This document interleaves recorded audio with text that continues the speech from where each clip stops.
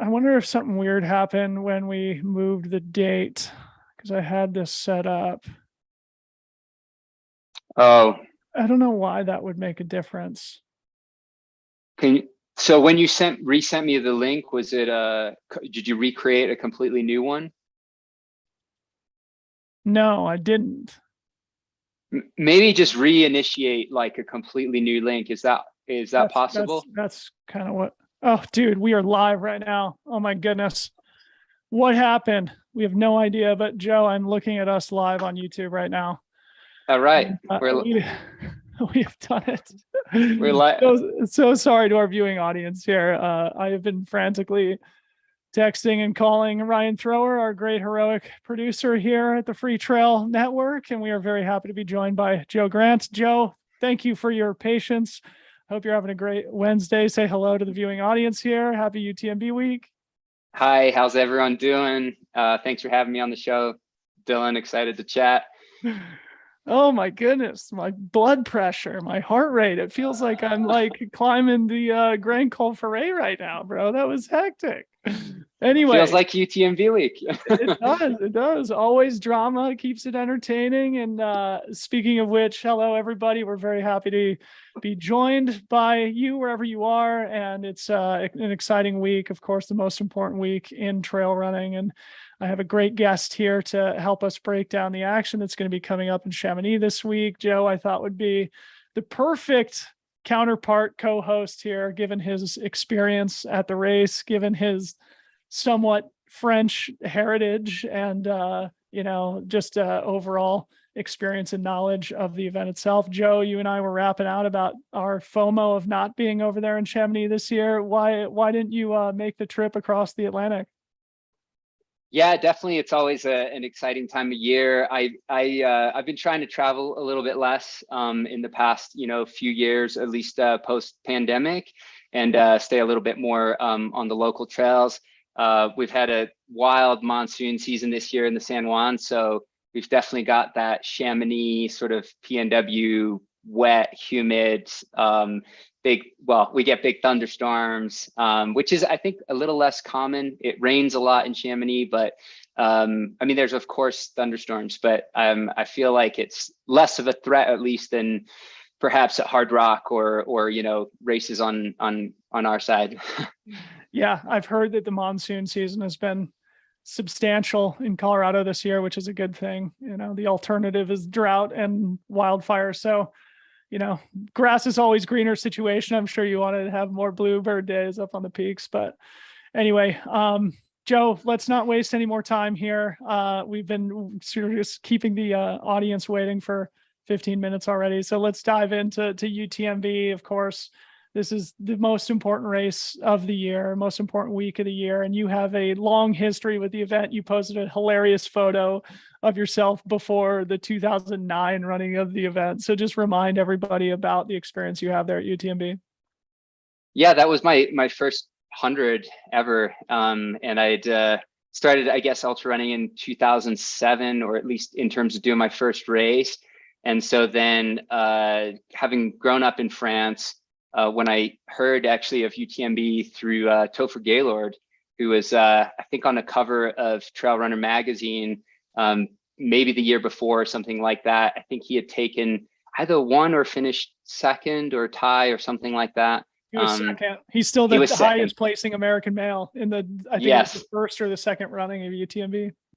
Yeah, and that was a greatly I honestly couldn't believe it. I remember seeing that picture and him telling me that he ran 100 miles. And at the time I was actually in Reunion Island, so became familiar with the other great 100-miler out there, the Diagonale des Fous, and realized that, oh wow, people run across the entire island. And so that kind of put, I got caught with the bug there of wanting to do it someday. And that decided that it would be a really cool thing to, as my first 100, to go back to France, to run around the big hill, and just see what that was all about. So Way back in 2009, man. Those are like, that was prehistoric, man.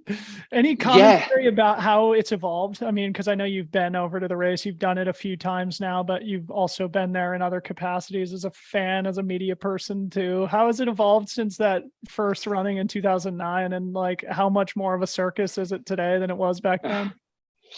I mean, it's not even really the same event, you know. I mean, especially just with all the other races that are going on, the fact that the event is now like a week long. There's 10,000 runners that come to the valley. It was just sort of still not in its infancy, but it was also at a period when I think trail racing was really starting to kind of pick up, and there was Marco Olmo had won 2 years in a row. The 2 previous years. In his 50s, right? He was in his 50s. Yeah. And that was, you know, interesting because it was a time when we thought, I think a lot of people thought that, you know, ultra running was more of a sport for more experienced runners and runners in, you know, their 40s or even 50s would thrive at the event. And then of course, Caitlyn came along with a super minimal setup, having taped her like a bladder to his chest to meet the water requirements. He brought pantyhose as his, you know, tights gear requirement. And so I think that might have been 2008 that he did that. That he won the first time, yeah. Yeah. Which is crazy, man. That's 14 years ago, and Caitlyn is still the favorite in the field going into this weekend. 100%. Because he was like 18 or 19, I think, that year when he won for the first time. Yeah, I remember he just had the little split shorts on and the super minimal kit and kind of had like seemingly nothing on him. And there was just like, yeah, it was really exciting. And that transition was so, you know, distinct coming from Marco's win the previous year, who really like ran like he's a really beautiful runner in the way his stride and just kind of like cruises along with his super minimal Olmo pack. Do you remember this? He had the Raid Light Olmo pack, and I just always remember just like with the one string and the single bottle, and just like sort of those images stick in my head as like, you know, the going over there looking up to like, you know, Marco, or then the previous, I didn't even know really who Caitlyn was at that time. You know, he'd won the race the year before, but definitely went in with this idea that, you know, you didn't need to bring a whole lot. Like the required gear at the time was, I think, a space blanket and a windbreaker and a handful of other things. But I actually mentioned in that post, which is kind of a funny thing, is they had those hand weighing hooks, you know, and they had one at Chapieux, I think one at We've been using that with our baby in the last 8 days. That's how we've been totally. Amazing. Yeah. Yeah. So they weighed the bags at the aid stations to make sure that you weren't like that. That was probably a Caitlyn inspired rule, huh? I think so. Yeah, I think so. I think they were upset. He didn't break any rules. He just interpreted them to his advantage. And yeah, that following year, they were like, we don't have that much more required gear, but we have a weight minimum. I think it was a kilo. So, you know, you would, most of that was food and water, and it was pretty easy to actually meet the weight requirement. But I want to say it was when you came into the aid station. So, you know, you're often like with no water.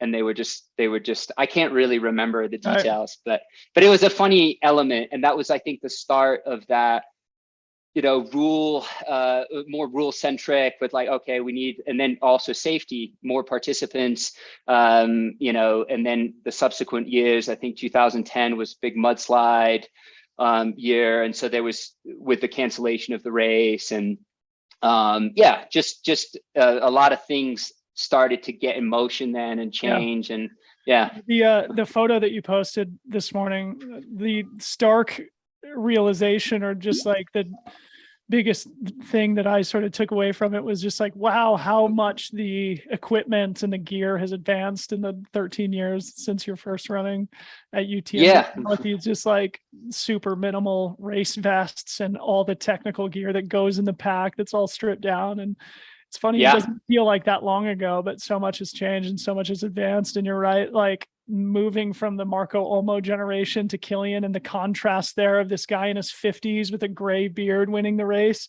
to this Yeah. kid who's like 18, 19 years old, who then is obviously evolved into the greatest of all time and back on the start line, much to all of our entertainment this weekend, although we need to talk about some developments with Killian here I momentarily. heard. Yeah. So we'll go into that in a sec. But first, I just like we will go into UTMB in a minute, but maybe let's just touch on TDS quickly, because now as we're talking about Marco Olmo, it makes me want to talk about Ludovic Pomeray, who won TDS yesterday, and mid late 40s. I think he's like 47. 47. Yeah. And I mean, that one off the list too. Yeah, he's such a great runner. He's provided many exciting years at UTMB when he won it, coming from, I forget how far back he was, but I think he was like in something like 100th place or something crazy, which would go, I just read that fun little article on RNFAR about the stats of like, how to win UTMB and just like showing, that like when Pau Capel won, wire to wire, that just like never really happened. And then Ludo's win completely from the back is also pretty rare, so it's just cool to see that somebody can and it just is testament, I think, to the race and its challenges, right? It's still 100 miles, and it's like no matter how much we geek out and break it all down and know every little thing, you still kind of have to put it all together, And it's uniquely difficult. And we're going to go into that in a sec. I'm going to share the screen of Francois's Strava file from last year, and we'll go through what makes UTMB interesting. But yeah, awesome to see Ludo, take home another victory there after winning the Grand Raid in October. And of course, like you mentioned, he's a UTMB champion too. I feel like he somehow flies under the radar in terms of international ultra running professionals and just like the consciousness of ultra fans, but he's just so inspiring, especially for aging guys like you and I who happen to be younger than him. So totally, no, incredible. And shout out to Martina, who took down the women's race, and tight race. I think she won by I think it was like 10 minutes maybe or something like that. So that was exciting, and it's a nail biter at the end because you get the flat run in from Les Houches, and you've just got to really like hold it together, on the running part. Whereas like I feel like UTMB with that big final descent, it's like you can just really let it go, and it still could be a nail biter there too. But at TDS in 2018, this is before they made it 90 miles, when it was still 120K, I think it was when I did it. Yeah. The three of us, myself and Marcin Swerich and Dmitry Mityev, were, sprinting down that bike path back into Chamonix the last 5 miles. We were separated by, I think, like 90 seconds, the three of us, by the time we got home. Crazy. So hard. Cool. So anyway, let's talk about UTMB. I'm going to share my screen so that we can, give our viewers a deep dive analysis about the course. Obviously, this is the type of race that every self-respecting trail runner wants to do at some point. And for the people who are watching who have never been there, this might hopefully inform their future conquering of the UTMB. Again, this is Francois Dane's Strava file from last year. And Joe, I just wanted to kind of tee you up to maybe let's talk through the first half through Courmayeur about like what makes this race unique and different, and any highlights or crux sections of the course in that first half. Yeah, I mean, as you can kind of see from the profile, that first marathon saved the Col de Vosa, which I think is a often sort of, put to the side climb that is it's just early days, and I think you're 8 kilometers in or something when you start that climb in Les Houches, and it's like you're still fresh, but it's a stinger. It's a good little grunt up that hill, and everyone's kind of still together, and there's just a bit of pushing on the pace, and it's so that's definitely a spot that I think is harder than a lot of people give it credit. It can be especially hard if it's wet, like that 6,000 foot top out point. You're just really exposed. You're typically kind of transitioning into, or at least it's starting to get dark. Not quite yet, but you're rolling into that at least at the front of the pack. It's like starting to get dark on the descent, and it just feels like, I don't know, it's an overlooked little section because dude, this descent, I've said this to people too, is the most like overlooked thing in at least the first half of the race, because it's like half of it's grassy, and it's probably the steepest descent on the whole course going down into Saint Gervais.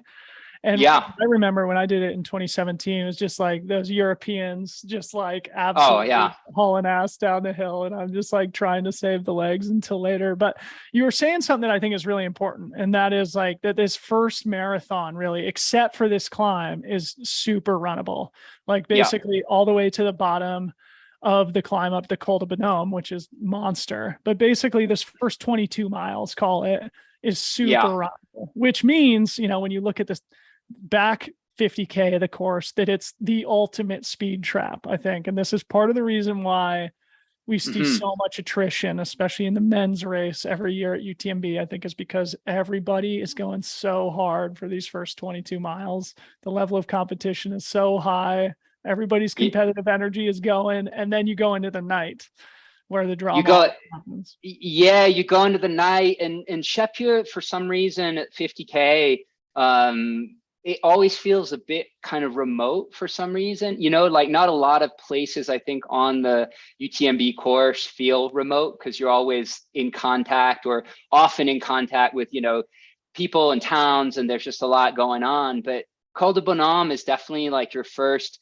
taste of the Alpine. It's a long, gradual climb. So it's kind of that weird tweener, sort of like, you could run, you can hike, it's just difficult to exactly know sort of like how to position yourself on that climb. I feel, especially because you've been running so much for those first 22 miles. It's like, then it starts, grunts up, you're in the full night, start of the night. It's often foggy and just kind of got like a bit of that Alpine feel. And it just, I think it really just kind of starts there, like the first bit, while not like you can't disregard it, but it still is just like, you just kind of have to get to, I think, Chapieux feeling like, completely fine, yet you've already encountered a few obstacles that can actually work people. I've seen people drop on that climb and turn around and walk back down, which is kind of, it's wild. So I want to read a stat here because it's in line with what you're saying, and it's something that we published on Free Trail today. It was an article that was written by Liam Tryon, aka at Aid Station Fireball, my new favorite follow on Twitter. You got to follow this guy. He's a wealth of information and stats and stuff. Anyway, awesome. he crunched some numbers, and what he said is, of the top 10 men entering the aid stations at Les Contamines and Les Chapieux, the aid station you just mentioned at 50K, more than half of these runners will eventually drop out of the race. So to our viewing audience, when you're watching the live stream this weekend and you see the top 10 coming into Les Contamines and even the top 10 coming into Les Chapieux, which is about 50K where my mouse is here, you can probably safely assume that about half, if not more, of those runners won't even make it to the finish line. Joe, any other comments about the course, or like the attrition, or just like what makes UTMB uniquely challenging compared to Western states, or, Sure. Yeah.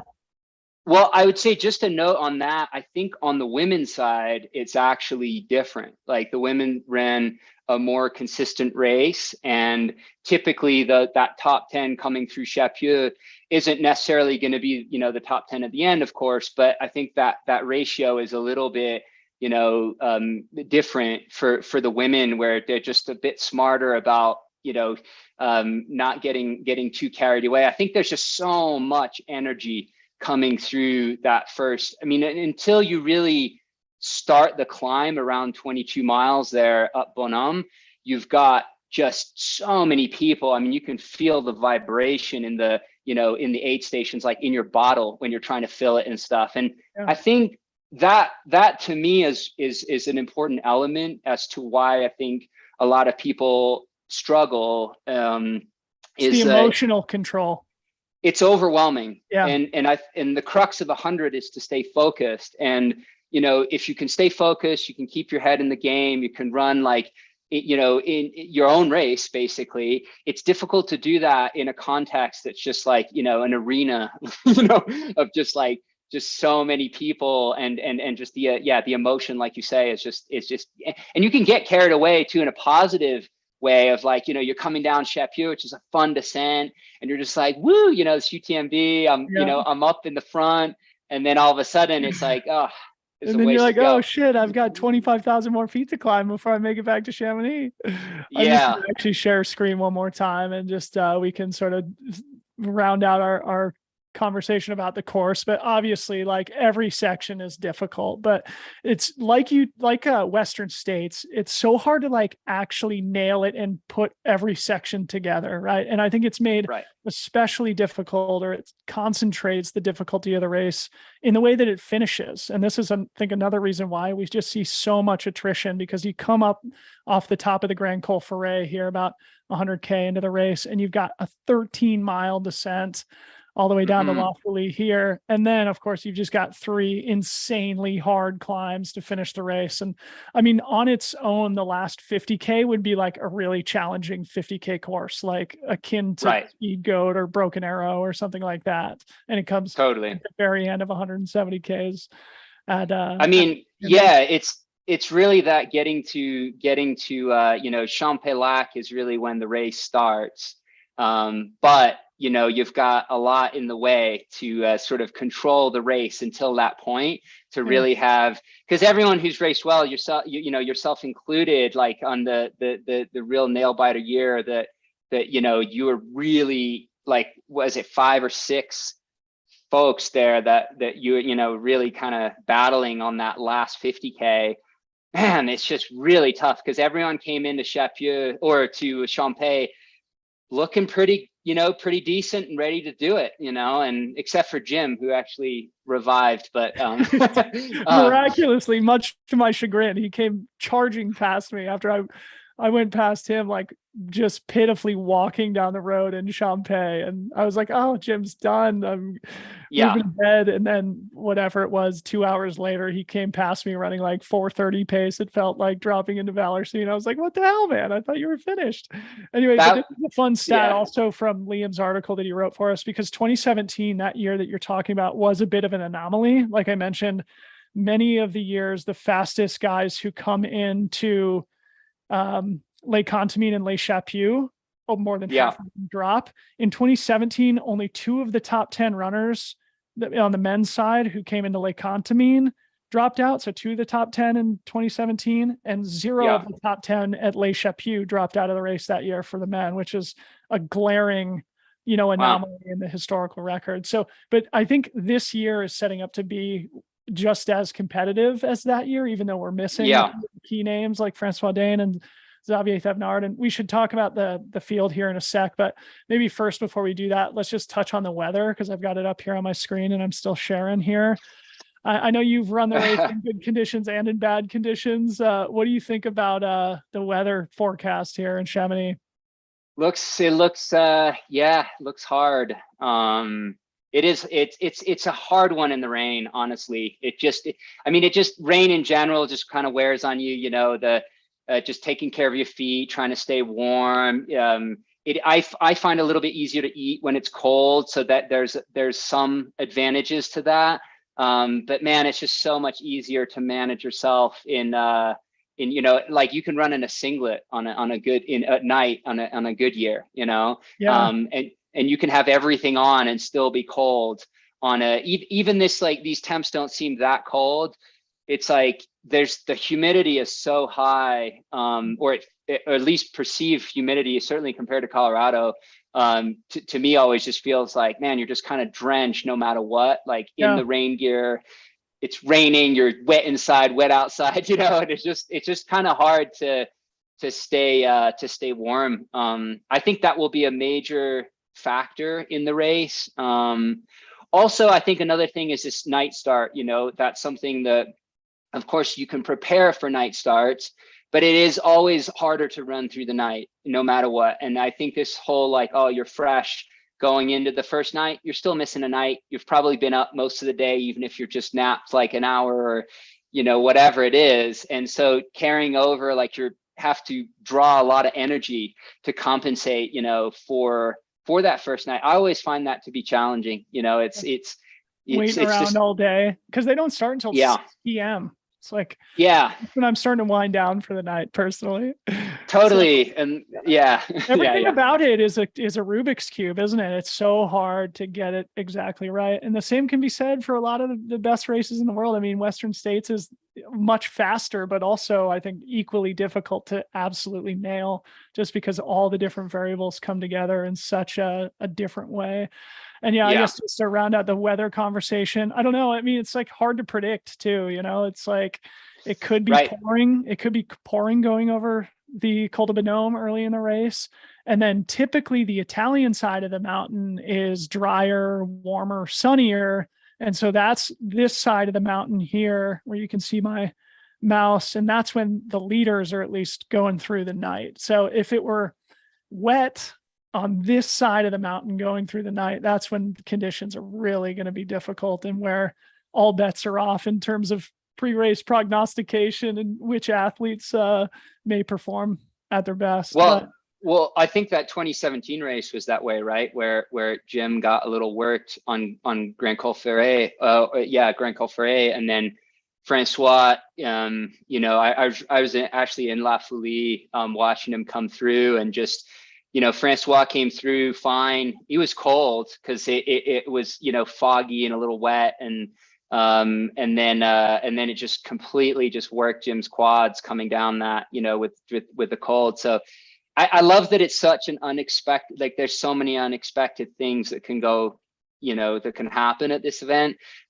Even in perfect conditions, it's just difficult to nail. And when you add in like the uncertainty of the weather, the kind of aggression of the front field, just trying to like push that pace. And, you know, because there is a lot of that, right? Demonstrative type of like, oh, I'm going to run Grand Col, like Col de Bonhomme at the start. And you have like 5-6 guys who will go, and you're just like, ah, oh, shit, like, do I go? Do I not? You know, there's a lot going on to deal with.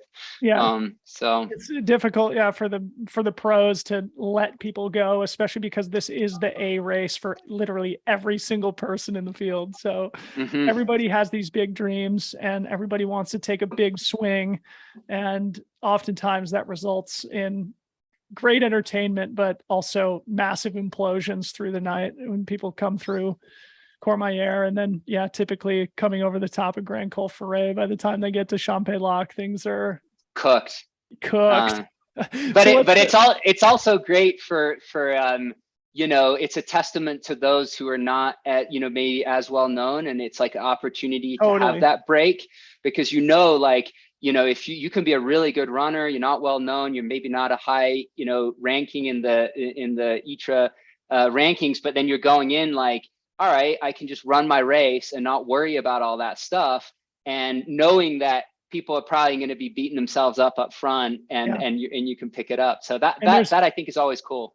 There's a few runners in the field this year who I think embody that spirit of like intelligent racing, and we can talk about that more in a sec. But maybe first, let's talk about the favorites. At the beginning of our conversation, I alluded to the fact that Kilian had posted something that makes me a little bit concerned about his capability of competing this week. That is, apparently he has tested positive for COVID and apparently asymptomatic and feeling okay and consulting with his doctors. But this is obviously a huge development, the greatest of all time, certainly the favorite going into the race today, or at least one of two favorites in my mind going into the race. Any commentary on this unfortunate news from the GOAT?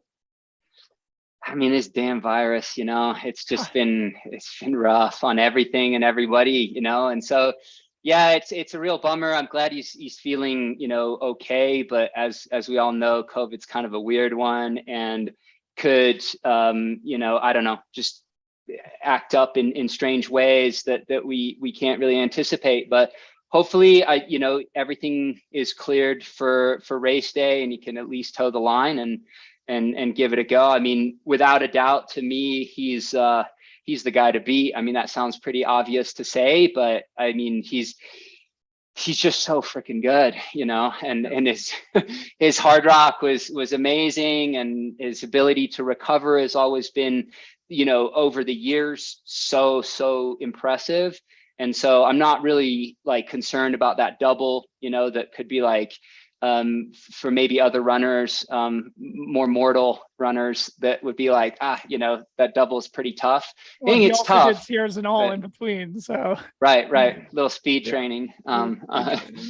Yeah, which I think maybe that's where he picked up COVID there. So hopefully that's beyond him. But tough news for Kilian. I know. I mean, I'm sure he's been desperate to get back to UTMB. I mean, he was second to Francois here in 2017, and then remember he had that bee sting incident and dropped out somewhere after Courmayeur in 2019, I think it was. So, of course, Kilian, there's very few blemishes on his resume. A second place in 2017 actually counts as a blemish for him. Well, it's a highlight for the rest of us.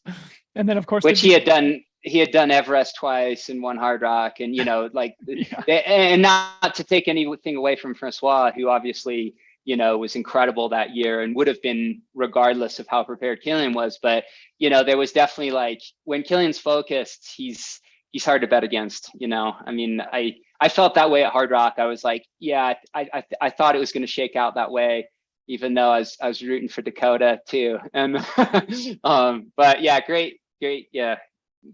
Hopefully he's better and he can bring it. Yeah, well, I would love to talk more about hard rock, but I think that would distract us, because I know I'm sure that I'm sure that was so fun to watch Kilian and Francois do battle. But so I mean, if Kilian is compromised, or if he doesn't take the start line, which seems like a realistic possibility if he's posting it on Instagram, I mean, I guess there is the chance that he's just playing psychological warfare games with the field, and he's feeling totally fine and planning to race. But I doubt that, knowing his character. And if he's not in the field, I think Jim probably becomes the odds-on favorite to win the race, especially considering the fact that he has pulled out all the stops. He lives in France now. He's been training on and around the course in that environment for the last 3 months, and he comments about the great American champion Jim Walmsley and his potential to win the race and bring home that coveted W for us? Well, I mean, Jim's, without a doubt, an incredible athlete. And he's also spends a lot of time sort of dissecting races and figuring out, like, kind of all these intricacies that we're talking about, all the nuances of the race. He did that at Western. He kind of unlocked the whole thing in a way that he could maximize his potential on that course. And so, to me, going and doing that and putting in the work that he's been put in for this event definitely puts him up there as one of the favorites, if not the favorite.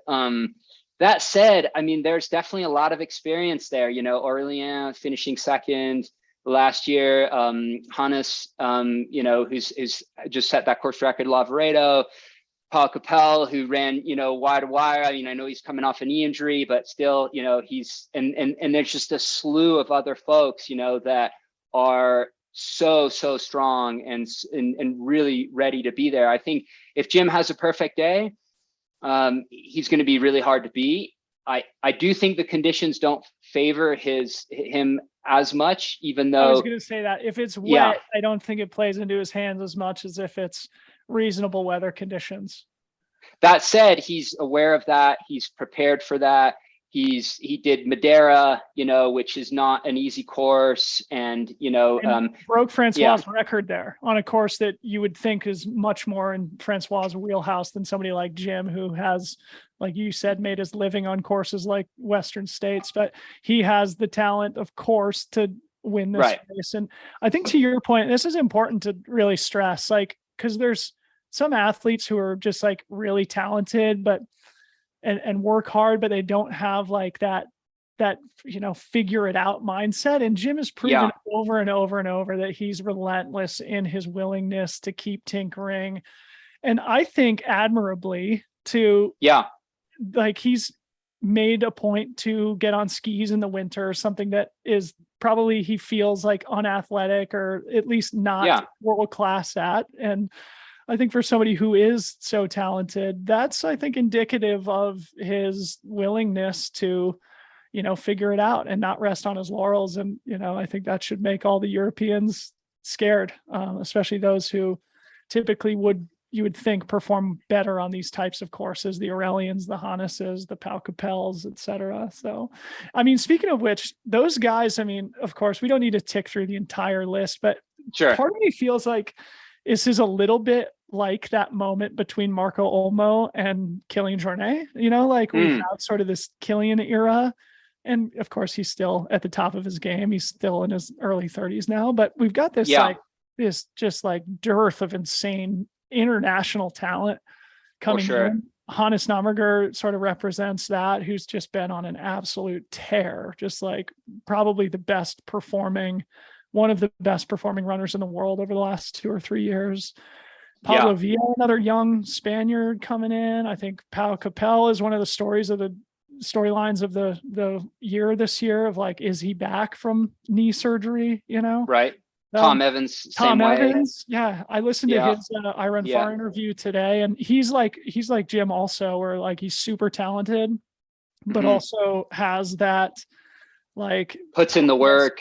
Yeah. Military. Because the work is not just hard training. It's all figuring everything out, from the gear to the fueling to, working on your weaknesses. And that's something that Jim's definitely, always, he hasn't backed away from that, or he's just been like, all right, this is what I need to figure out. And running at night in the cold and the rain is something that he struggled with, but it's also, if you're aware of that and you prepare for it well, it's very much a manageable, factor. So it's cool. And there's a handful of other Americans.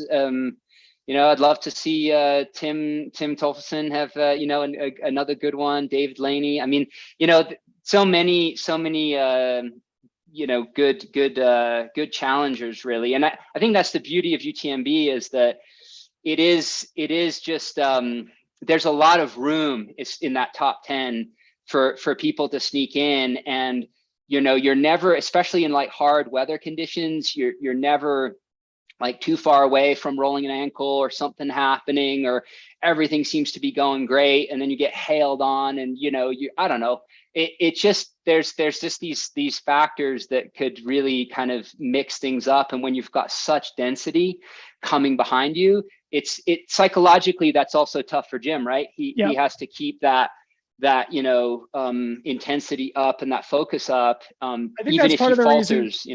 I think that's part of the reason why we see so much attrition, is because it is the A race for every athlete in the field. And if it starts to go sideways, there's so many people on top of you like right away. And then you lose the psychological edge, and it's like, screw it, I'm dropping out. One more thing before we kind of move on Tom Evans. Like I said, I just watched his Iron Far interview today. And one of the things he mentioned that I hadn't thought about, but that I thought was brilliant and might portend excellence for him, his military background. And he was like, we used to do exercises where we'd go out for 7 or 8 hours at night without a headlamp. And so for me, I'm running through the night with a headlamp, even if it's bad weather. He's like, bring it on, and so, Tom Evans also coming back from surgery like Pau Capel is, but he's won CCC. And when he's on top of his game, he's absolutely world-class. So, and then one other person who I went on record after UTMB last year, we did a little like recap episode. Thibaut Garivier, the Frenchman who won CCC last year. I think very strong. He's gonna win UTMB eventually in his career. He sort of reminds me as the next Francois Dane, and he's of course ranked up there with the Kilians and Jims and stuff. But I still think like flies under the radar a little bit in terms of just like global international trail running fan consciousness. So many names, man. So many names. Yeah. But regardless, there's going to be some excitement. Zach might take it out at breakneck pace as he does. Who knows? He might be a little more conservative now because he's, coming back from injury too. And so I always remember it was funny because it might have been 2018. I forget the year now, but Zach was racing and we were having dinner the night before. And he told me that there's always got to be this like sacrificial lamb that kind of goes out at breakneck pace and just like puts the hurt on everybody. And he's like, I'm that guy, and then sometimes it works and he pulls it off. And at a race like UTMB with those last 3 climbs, man, it's so hard to execute in that style. But people forget. Yeah. I mean, you remember the year that Ludo won, I think this was 2016, Zach led the race almost to Valersine. So he was leading the race through like 85 miles. He was this close to pulling it off. Ultimately, I think he imploded, finished like 5th or 6th that year. And I'm sure that one has just haunted him ever since. And it's so good to see him back, and I'm sure he's going to put himself in the fight. Although I just had him on the podcast and I said to him, you're not going to be able to run away from Walmsley and Jim. I don't think they're going to let you go in the same way that happened in 2016. But there's no doubt that kid he'll put his nose in it, and he'll give it every single ounce of energy that he has, which is why he's a fan favorite and so fun to watch. So let's talk about the women. I think, for me, where we have in the men's race, Killian and Jim, I would say, are the 2 favorites, right? That's, I think, fair to say. In the women's race, there's like no clear favorite, which I think is super duper interesting. What are your thoughts on the women's race generally? I agree. I think there's a lot of women that can definitely mix it up for the win. I think Mimi's race last year was just so much grit, and she's really strong and solid, and I could see her pulling out a super strong performance. Rania de Bats obviously is up there. There's a lot of I'm kind of going through the names because I need to there's so many strong women, but I'm seeing also Jocelyne Paulie. She won Tour de Géant, so she or second, I'm sorry, at Tour de Géant. So that's mentally when you can come back after such a long race, I think in the later stages she might be right there. French Manon and Audrey Tanguy, also great. I mean, you're right. There's less of a clear, in years past, perhaps. I mean, you had obviously Chrissy Mail, and then Lizzie Hawker, and then Rory and Courtney, who have just each in their own way. And sorry if I'm forgetting someone else too there, but I feel like I've just had these absolutely exceptional standout performances on the women's, in the women's field, winning by several hours. I think it might be tighter this year, That's what I was going to say.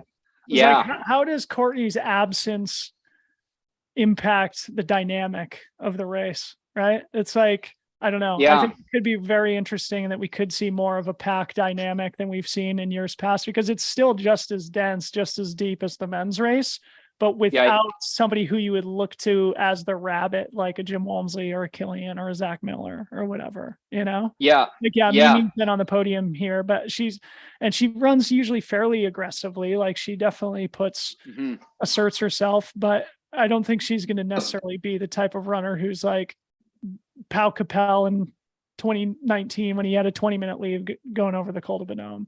I think the big storyline, I don't want to jinx this too much, but of course, American women have performed super well at UTMB since the event began, whatever it is, 19 years ago now.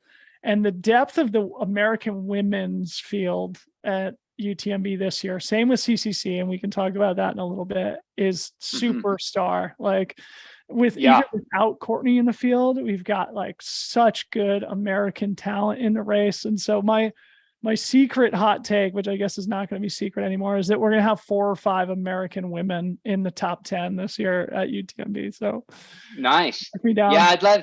Is Jasmine Paris running? Because I think she was on the list and she was off the list, or maybe I'm because I think she's incredibly strong and very humble and just kind of Yeah, I really like her style. She's done some amazing races in the UK and rounds. And so yeah, I think she'll be one to watch if she's fit and ready to go and actually racing. Yeah, I think Jasmine's gonna do well. Sweet. Yeah. I know she's Yeah. she's done some incredible things over there in the UK. So I just want to like tick through some of these American names because I think it's worth Yeah. mentioning because it's just awesome to see the depth here for us patriotic people who root for our fellow country men and women here. But so like I'm just pulling up the fantasy site here. And speaking of which, everybody has to go get their fantasy picks in. We'll plug that a little bit later, probably too. But so we've got Katie Scheid, who's of course from the East Coast, but has been living in France for many years. She has been in the top 10 here at UTMB twice. She's definitely not raced to her potential on the course. And I think she set up her season to really give this a good swing. She just won the 100K at Valderan by UTMB in July and, dominated there. And I think assuming her recovery has gone well in between, Katie Scheid, I think would be one of the types of runners who could take that next step up after 2 top 10s, but probably in her book, fairly disappointing performances at UTMB where she could definitely challenge for podium. Then we've got Brittany Peterson, of course, who's coming off of a bit of a disappointment at Western States. I'm sure super hungry to have a good one. Caitlyn Gerbin, who I think has all the tools to win this race someday, maybe not this year, but Caitlyn Gerbin in the race, giving it her first push. Hillary Allen, who of course won Madeira last year. Sabrina Stanley, 2-time Hard Rock champion. A little bit further down, Emily Caldwell. So yeah, I mean, just the American depth this year, some of our best in the field. So I'm going out on a limb saying we'll have 4 or 5 American women in the top 10 this year. Well, and all women who are, accustomed to going to the end, like and finishing. And I think that's one of the things too. In the men, there's definitely like, there's definitely more, I feel like more drops and that's where it's always exciting with like, say like a Killian, a Francois, because you kind of know that barring a major issue, they're going to finish. And so that I think is always kind of more exciting when you see like a really big women's field that is a lot of those women like have finished most of their races or a lot of their races, and I always find that exciting, because it just keeps it alive for a long time, even if they're having like kind of a bad first part or something like that. You're like, well, they're probably going to be sticking it out, and that's always more exciting for us following. No doubt. So maybe just a couple dark horses before we move along. Excuse me. I think Marianne Hogan is somebody who like flies under the radar quite a bit, especially looking at what she's done in the last, I don't know, since the end of 21. I think she was second at the Ultra Trail Cape Town behind Courtney last year. And then she won Bandera, and then she was third at Western States. So Marianne Hogan, of course, like there's one of those dynamics too of like the doubles. And this is something Liam wrote about in our article. And for the folks watching us, I'd link to the article in the chat here this morning. But yeah, Marianne Hogan, if she can bounce back from that podium performance at Western States, like she's just been so solid, so consistent. And I think she executed at Western States in a way that could lead to success here at UTMB as well. And that she wasn't like, trying to run off the front with Ruth Croft and Emily Algood, but more like ran through the field in the back half of the race to secure a podium position. Emily Algood also, coming off 5th place at Western States. One of the few people who's been able to execute the double well. And then this Fuzhou Zhang too, I think one of the storylines in UTMB and in the sport going forward is going to be the ascent of the Chinese professionals. And for sure, we're not exposed to the talent that's coming out of Asia as much as American fans of the sport. And so UTMB being what it is, the Super Bowl, the destination for all the top runners in the world, I think Fuzhou Zhang has crushed it at a few international races in the past couple of years and has all the tools to be one of those names that a lot of people have never heard of, but who could finish on the podium. Yeah, that is one like super great thing about UTMB too, is just bringing, all these different nationalities together, and just seeing all the talent from around the world. And there's really no other event that does that in the same way. You just don't have that kind of depth of having that many runners, from all over the world in a single field, which is, yeah, really cool. I also think just that double on the Western UTMB double, I actually think it's a pretty good gap, and you get so much running at Western that I think that actually helps if you just like hike for the rest of the summer, or get your more climbing legs in. Whereas the Hard Rock double, which seems like perhaps like a more fitting double, actually I don't think is as easy. I mean, partly because it's a little later, but also just because it's more of a hiking race, and UTMB is inherently, it's like there's a lot of running in the race, and so that's something I think people don't overlook a little bit, is that it's a more running race than it is. I mean, there's plenty of hiking, but I feel like there's just so many sections where you really have to open it up and be able to run. It's kind of a mix between Western States and Hard Rock, isn't it? Like, long stretches where you can really open it up. It's mostly non-technical underfoot for the duration of the event. There's probably like 30K of it is on road or something similar to road, right? So it's not the type of course where you have to be staring at your feet the whole time, and where people with natural leg speed can excel. But you still have 33,000 feet of climbing over the course of 100 miles.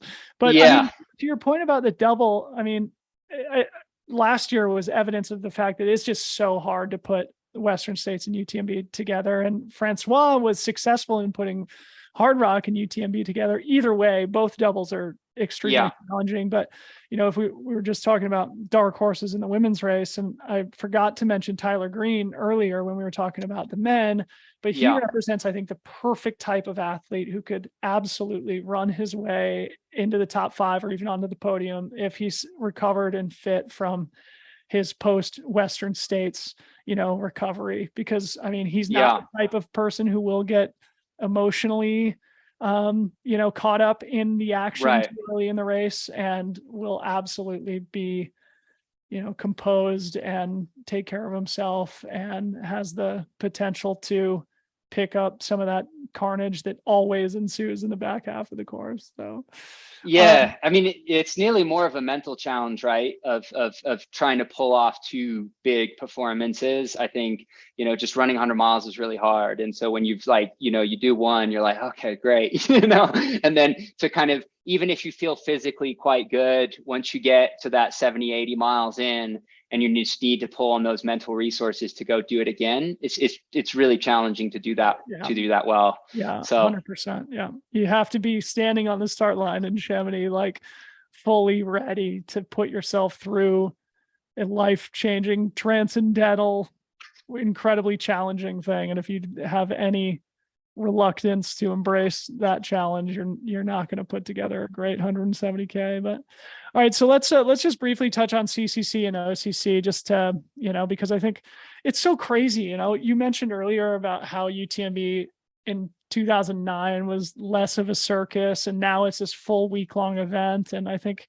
OCC and CCC represent that in spades, and that both of those races would be some of the most competitive races of the entire year internationally, and they happen the same week as UTMB, which is so fun for fans and spectators of the sport.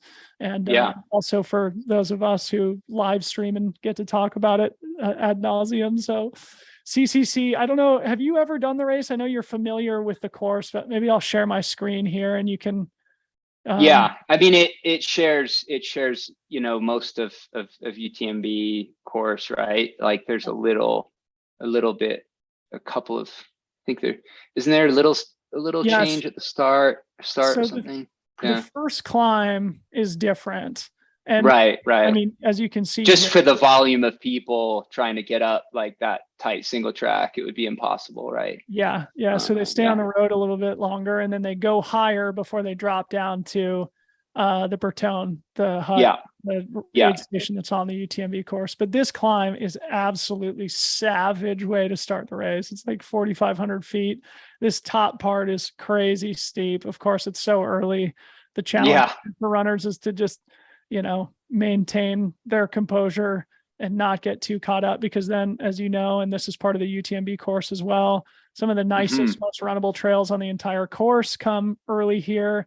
You have this run up the Grand Col Ferret, and then you got this long half marathon descent also. So I've been talking to some people who are running CCC, and my advice was just like, that first 50K, even though you have these two big challenging climbs, it's like UTMB in that it can be a speed trap, because you still have that last 50K from Champé to the finish line, which is just certainly an effort trap. Yeah. You just, especially with just such a brutal start with that massive climb, and it's hectic. There's just all of that combined, the energy, the grinding up that first, and then it's really runnable for a while, but not easy running. It's like it's undulates, it's quite difficult. And then I feel like certainly in UTMB, Grand Col Ferret feels really far, like it's just a long it just takes a long time to get up there. Yeah. And so I think that was probably a little bit better at CCC, but you've still got that last 50K, so you've got the same, if you don't have the energy, and I feel like this is true for any race distance that you do, is that you're trying to spread your effort over the course, right? So if you're running 100K, you're going as hard as you can to be able to spread that effort evenly for the distance. So it will be a notch harder than what you would be doing at 100 miles, and that feels hard, and you're going to get, and the same as a 50K, like you'll get to the end of 50K and you'll be just wrecked at the end, and you're like, how do I ever run anything longer than this? Because you're just trying to, give it everything that you got in that given distance. So yeah, it's an exciting race too. And there's a stacked field for this one.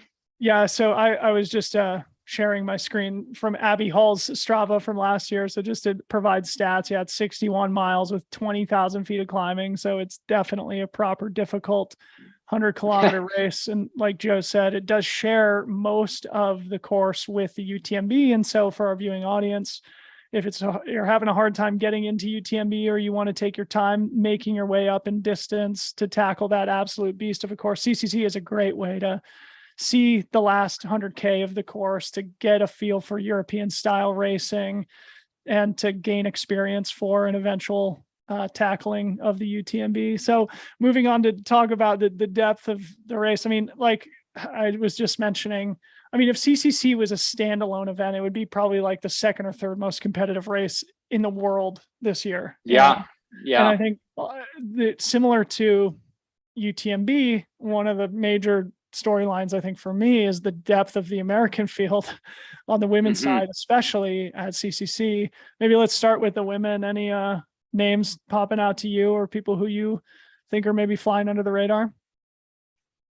I'd love to see, on the American side, I'd love to see Abby. She's been running really, really well. And Abby Levine? And Abby Hall. Abby Hall. You're just sharing her, second last year. She's been running great. I also feel like on the American side, Kelly Wolf will be really one to watch. She's in really, really good shape, lives in Durango. So I've seen her a little bit in her training, and it's just like she's ready to roll. I don't know. I'm just kind of looking over the list. Obviously there's the ITRA, ranking. What are your thoughts on the? Yeah, so Blandine Le Hirondelle, the French woman who has the highest overall ranking in the field, I would say is comfortably the favorite. She absolutely smashed OCC last year, won by a huge margin there. I think broke the course record. I'm not sure if she's raced 100K before, but Blandine, of course, the French always raced super well at UTMB, so it's hard to overlook her. But again, I think the American depth is insane. I wouldn't be surprised to see 4 or 5 Americans in the top 10 in CCC on the women's side also. a person who I'm really looking forward to see race in her European debut is Hannah Algood, who won the Gorge Waterfalls 100K this year, and then set the course record and beat Claire Gallagher and Hillary Allen at the San Juan Solstice in your neck of the woods there in southwestern Colorado. So Hannah Algood, I think, has all the tools to perform at world-class level against the world's best. Over 100K. She's fast and good in the mountains, as is represented by her performances at Gorge Waterfalls and at San Juan Solstice independently. But then like Tara Fraga, American badass, she was second at Gorge Waterfalls.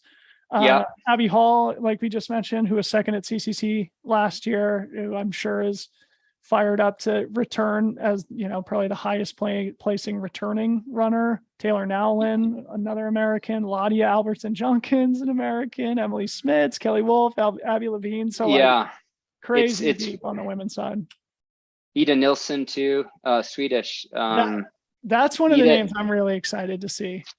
Ida's very, very strong. I mean, it's just it's hard because the list of the ITRA list is not necessarily like, it doesn't give you all the rank, the rankings are useful, but it's only, I'm scrolling down. You gotta go to fantasy.freetrail.com, fantasy, bro. There it is. Freetrail.com. And then you can navigate and find everybody's results, etc. So, but that's what I need. I'm glad you brought up Ida, because this is, for people who are newer to the sport, they may not have been exposed to Ida, but for a couple of years there, she was like unstoppable before dealing with a couple of years of injury. Of course, she's Swedish, sort of one of those Scandinavian powerhouses.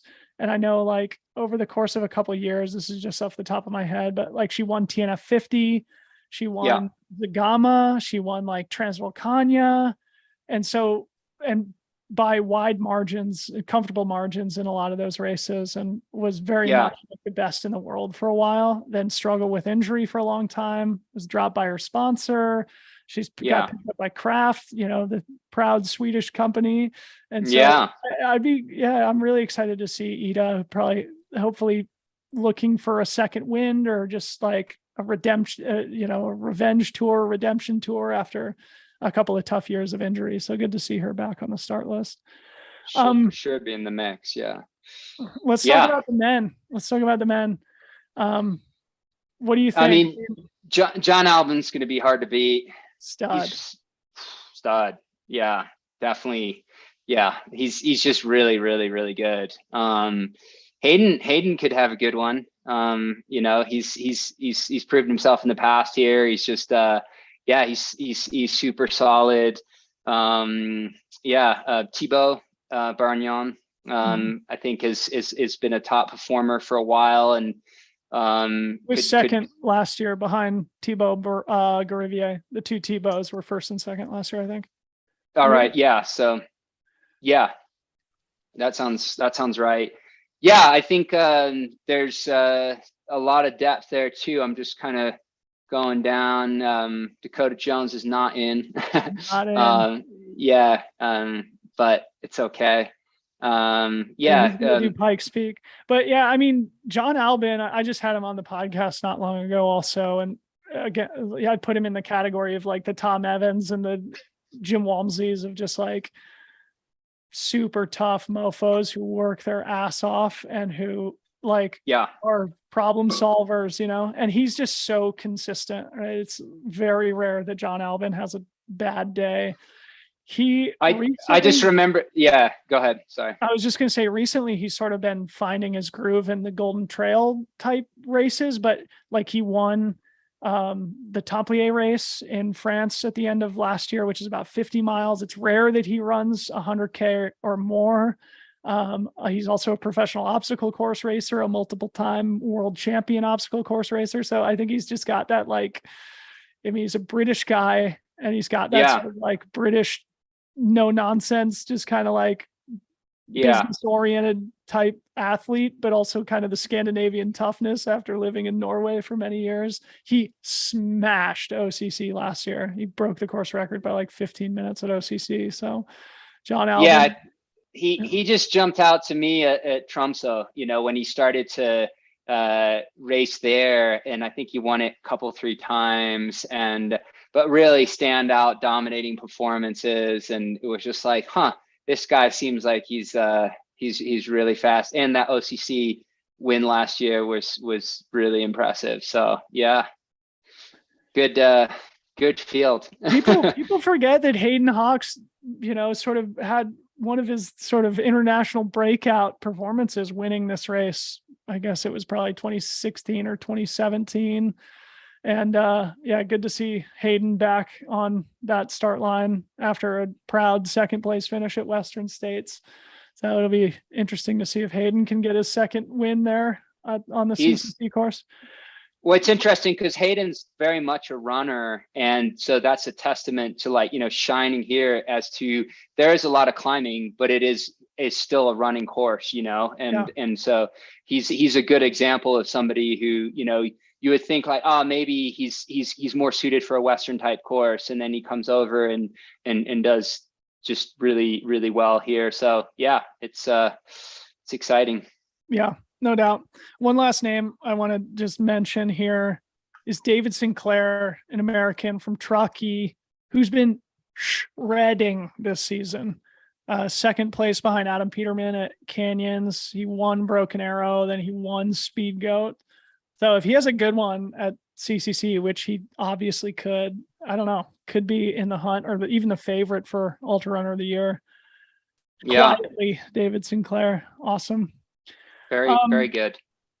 So let's just finish up by talking about OCC quickly. Again, this is the short distance race, but as we transition into this new chapter with UTMB and UTMB Mont Blanc becoming the world final for 50K, 100K, 100 mile, I think it'll just become more the case that OCC is like one of those super premium events in the world in general, but like one of those anchor events of the UTMB festival. It already has been the last few years, a place where a lot of the younger up and coming athletes really test themselves as they start to get established in their career and start to work their way up in distance.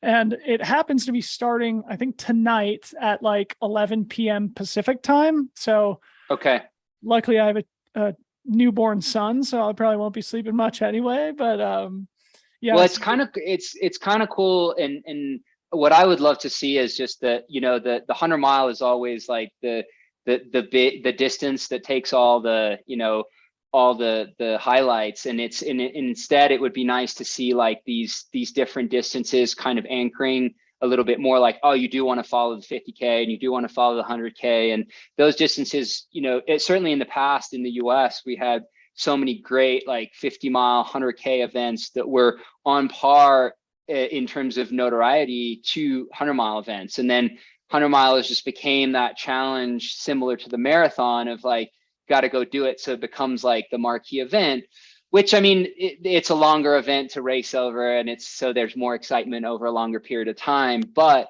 that doesn't take away from these shorter distances in terms of like the level and the dedication that it takes to race and, really compete at the front, because they're extremely competitive and really fast. And it's a different style of preparation. So I think that, yeah, it's important to highlight how they all stand alone as really, worthwhile races to follow. And in terms of fan engagement, interaction, and spectating, it could arguably be the most better race. Yeah. I mean, right. Yeah. I mean, like OCC last year was an absolute thrill to watch. Jonathan Alvin and Robbie Simpson just doing battle well under course record pace.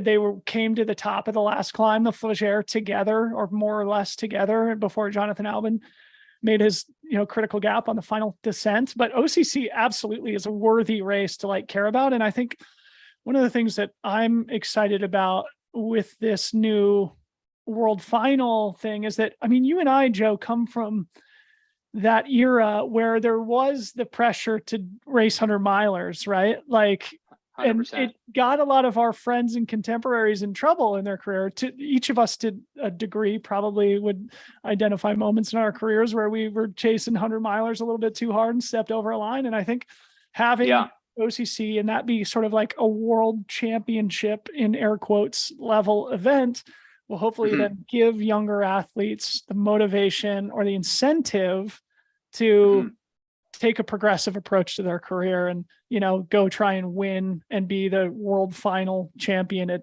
50K before you move up to 100K, before you move up to 100-mile.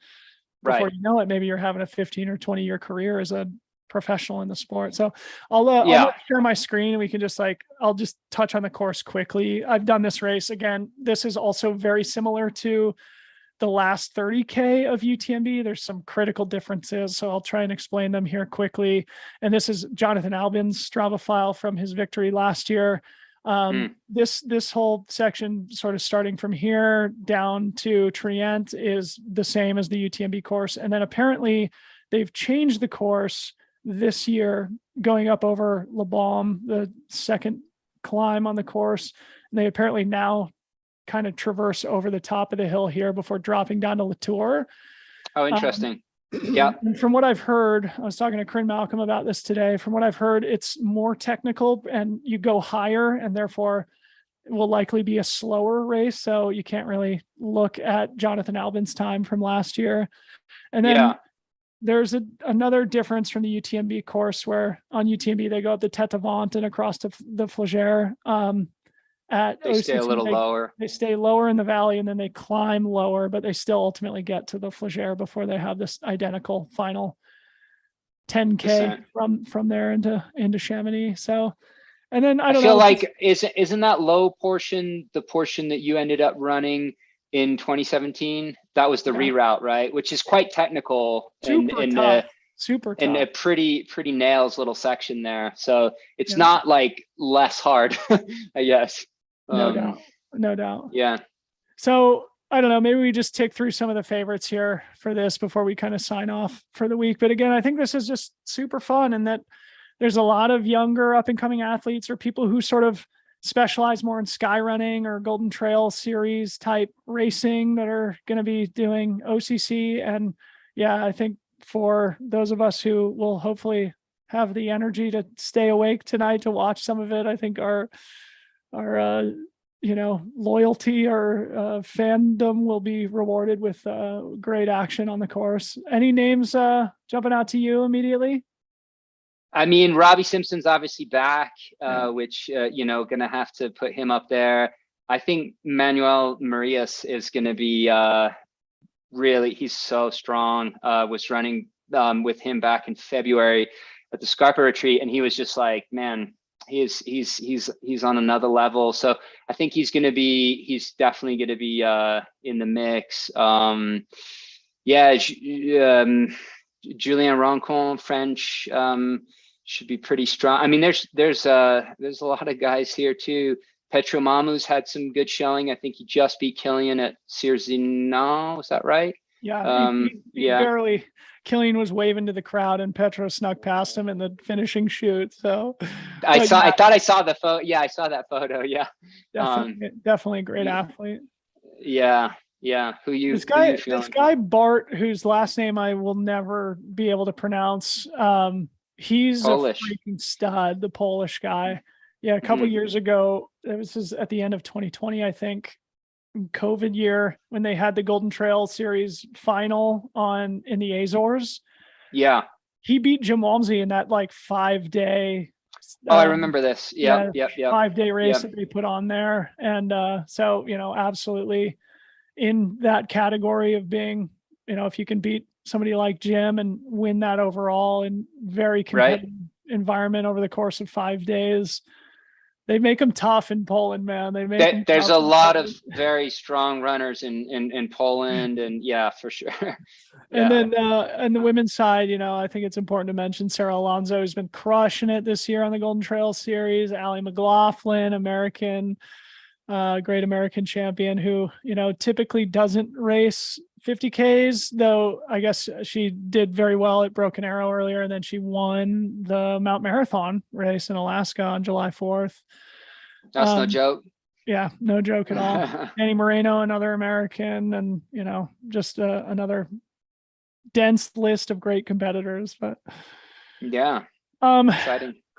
Well, Joe, any final thoughts for the viewing audience? What are you going to be doing this weekend? Who are you rooting for? Any like picks you want to make publicly about who you're picking to win? Maybe UTMB. Well, I mean, my pick was not that exciting. I was on the men's side. I was going for Killian, and on the women's side, I think Mimi might pull it off. Yeah. So those are my two picks. But if I don't know, yeah, that I'll just leave it at that, because we'll see. Hopefully, Killian lines up. Yeah. All right. Well, yeah. I'll pick Jim and Ragna just to make it different from you. All right. What do you got going on this weekend? Are you going to be glued to the Twitter feed and to the live stream, or are you going to be out adventuring? I like to be out in the hills, and check in here and there. I definitely love to like drop in on that live stream and just start to see like all the the footage kind of coming through. And with UTMB starting, obviously when it does, it makes it a little harder for us, but we at least miss that first bit, Yeah. or like you kind of get the race set up and then you go to bed and then you catch the excitement, or at least that's what I do. Yeah. Well, I'm going to be pulling yeah. the overnight shift when it's overnight in Europe. I'm going to be pulling the commentary duties from my studio here at home. So to the viewing audience, make sure you're glued to the live stream because your boy's going to be shouting into microphones as he usually does. And don't forget, get your fantasy picks in, Joe. And to everybody watching, we've got I'll get them in. More than $6,000 worth of prizes on the line for fantasy here. We're playing. Give that address. What is that website again? Fantasy.freetrail.com, bro. All right, there it is. Committed to memory. That should be saved. It's saved. It's starred. So we're playing OCC, CCC, and UTMB. You got to pick 10 deep. We've got lots of great prizes. We got Speedland shoes, Inside Tracker blood tests. We've got gnarly nutrition. We've got Athletic Brewing, my favorite non-alcoholic beers. We've got Jolbo sunglasses. We got free trail merch. I don't think I'm forgetting anything, but somebody pointed out to me when I sent out a newsletter about this, one of the favorites in the UTMB race responded to my email and said, this prize package is better than if I actually win the race. So I just wanted to also publicly pat myself on the back for that, for putting together a prize package commensurate to what the best athletes in the world are fighting for over there in Chamonix this week.